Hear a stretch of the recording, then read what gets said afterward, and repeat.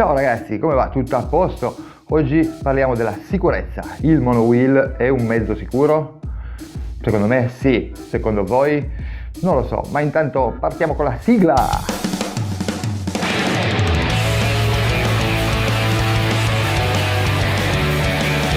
Allora, mi sono documentato, ho fatto una ricerca, non credete che oggi parlo a vanvera, oggi il vostro devastato sarà serio, dirà cose serie. Prima di cominciare vorrei anche ricordarvi che se vi piacciono i miei video sarebbe gradito il pollicione a fine video e sottoscrivete, subscribe, mi raccomando. Allora, la sicurezza è sia una cosa reale sia una sensazione. La sicurezza reale ovviamente si basa sulla matematica, quindi è tutta una questione di calcoli. Quindi se noi calcolassimo vari fattori quali la percentuale di monoruote in giro, la percentuale di incidenti, via, per farla breve, se noi avessimo molti dati su queste cose potremmo tranquillamente con un semplice calcolo matematico raggiungere una percentuale di sicurezza che sicuramente sui monoruota sarebbe elevatissima, perché io finora tutti quelli che ho visto cadere è per errore umano, non per problema di monoruota, perché il monoruota se lo sai usare, è ben difficile cadere, ragazzi. Quindi la sicurezza, abbiamo detto, è una cosa matematica e si può calcolare, ma questo per noi è un po' relativo perché non abbiamo molti dati a riguardo, perlomeno io non ne ho trovati. Poi se voi ne avete mandatemeli, ditemeli e io sarò ben contento di discuterne con voi. Comunque dicevamo che per la sicurezza non bastano solo i calcoli, perché la sicurezza è anche una questione di feeling, quindi di modo di percepire, di sentire, che ovviamente varia per ognuno di noi. Quindi abbiamo detto ognuno di noi ha una diversa percezione della sicurezza, che di solito è abbastanza sbagliata, così in linea di massima. Voi per esempio pensate, generalmente la gente ha più paura di volare che di viaggiare in macchina, ma questo da cosa è dovuto? Perché se uno va a snocciolare i dati vede che le percentuali di incidenti aerei o di gente morta per incidente aereo è molto più bassa di quella morta per incidente auto, e poi se andiamo a vedere quelli morti per monoruota, per adesso siamo ancora a zero.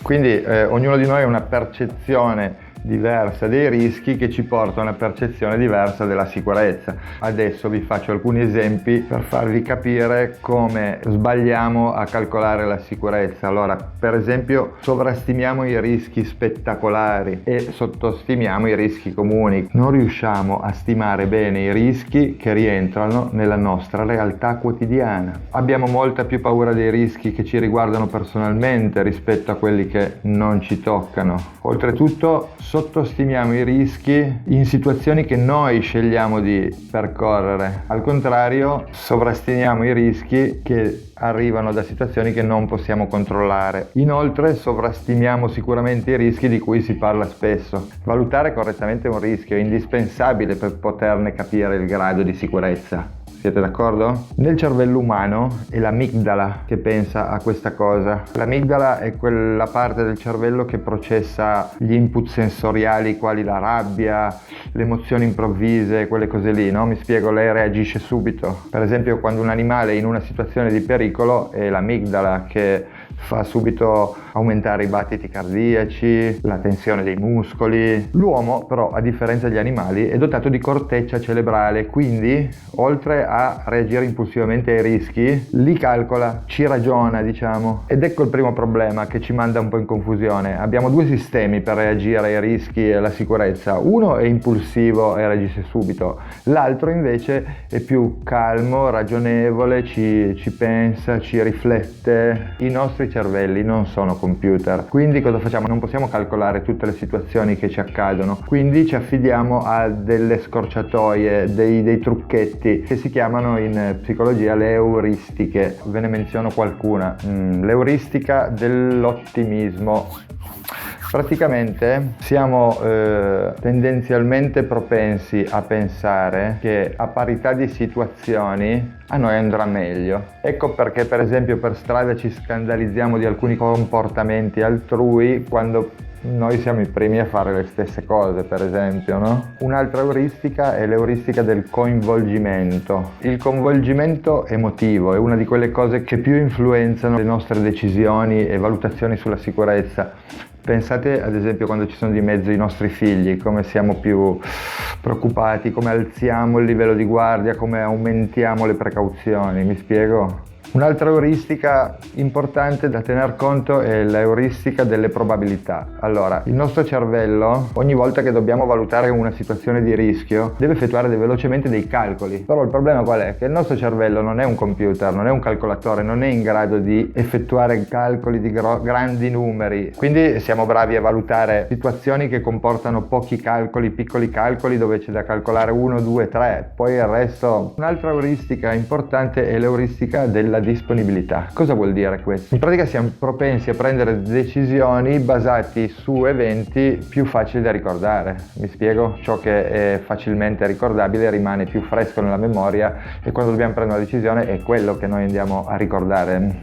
Il resto non lo prendiamo neanche in considerazione ed ecco che sbagliamo anche qui. Quindi anche la vividezza delle informazioni ricevute contribuisce alla disponibilità delle informazioni stesse, mi spiego? Quindi quando vediamo, torniamo al discorso, quando vediamo uno che si spiattella con un monoruota, ci rimarrà sempre molto più impresso di uno che gira per 3000 km con i monoruota senza avere praticamente nessun incidente dovuto a problemi di monoruota, perché anch'io comunque sono caduto dal monoruota, ma sono sempre caduto per colpa mia, ve lo posso assicurare. Quindi questo genere di cose è definito negligenza probabilistica. In pratica ignoriamo le probabilità che un evento si verifichi quando l'evento ha un contenuto emozionale molto intenso. Inoltre oggi siamo anche molto influenzati dai media, ovviamente. Passiamo le giornate attaccati ai telefonini, attaccati alle TV, a avere notizie, quindi alle volte siamo molto influenzati da ciò che sentiamo dire. Inoltre i media sono bravi a vivacizzare gli eventi, a presentarveli in modo molto che vi rimangano nella testa, e quindi ecco come ci influenzano anche i media. Comunque questi erano tutti esempi che vi fanno capire come non siamo così bravi a percepire il grado di sicurezza di qualcosa. Sicuramente la mancanza di informazioni non aiuta nei nostri calcoli. Mi spiego? Quindi voi che dite che il monoruota è pericoloso, informatevi bene prima di fare certe affermazioni, perché a me non sembra così pericoloso. Comunque, se volete stare tranquilli e avete paura di comprarvi un monoruota perché pensate che non sia sicuro, allora sappiate che è un mezzo sicurissimo, dipende tutto da voi. Quindi voi basta che prendiate delle precauzioni e non succederà niente. Allora, prima di tutto adesso vi do 3-4 consigli su come aumentare la sicurezza se volete approcciare a questo mondo. Allora, prima di tutto sappiate che è inutile prendere un monoruota che fa i 20 all'ora per poi viaggiare sempre ai 20 all'ora, perché è pericolosissimo, perché i monoruota non vanno tenuti al massimo, perché se prendi per caso una buca quando sei al massimo, il monoruota non ha più la potenza per tirarti dritto e quindi c'è il pericolo che si spenga, ma vedete che in questo caso la colpa sarebbe del guidatore, non del monoruota. Inoltre è molto importante cosa? È molto importante cosa, ragazzi? Allora, la protezione, la sicurezza. Visto che parliamo di sicurezza, ecco cosa dovete fare. Se avete un monoruota che va forte, procuratevi un casco. Se avete un monoruota che va fortissimo, procuratevi un casco per andare fortissimo. Non trascurate le protezioni individuali del corpo, e quindi io l'inverno l'ho passato così: pantaloncini imbottiti,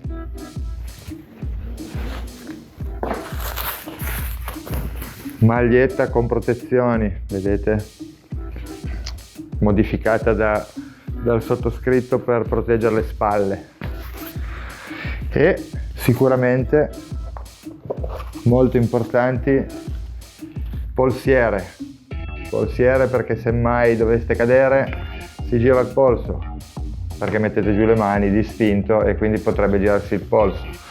Comunque ragazzi, io vi ho detto tutte queste cose per farvi capire che il monoruota non è vero che non è un mezzo sicuro. Il pilota potrebbe essere la causa di molti problemi, ma ragazzi qua torniamo alla intelligenza umana, quindi quando siete su un monoruota rispettate tutte le regole che ci sono da rispettare, rispettate i pedoni, rispettate i semafori rossi, non correte come dei matti dove non si può, non esagerate, ok? Oltretutto ragazzi, molto importante per aumentare la sicurezza sul monoruota, sempre le gambe un po' piegate. Per oggi è tutto ragazzi, è stato bello anche oggi, un salutone dal vostro Davastato e sarà sicuro il monoruota?